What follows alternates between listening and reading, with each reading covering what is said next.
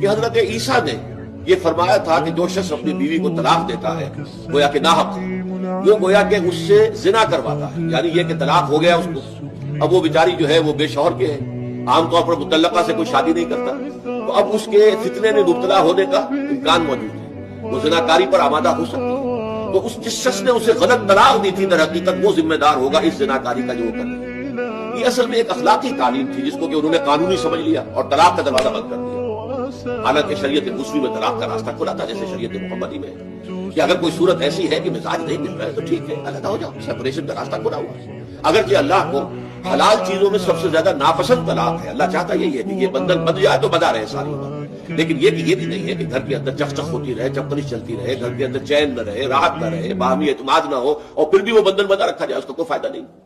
تو قانون وہ تھا لیکن اخلاقی تعلیم یہ تھی۔ ہمارے ساتھ جڑے رہنے کے لیے ہمارا چینل سبسکرائب کریں۔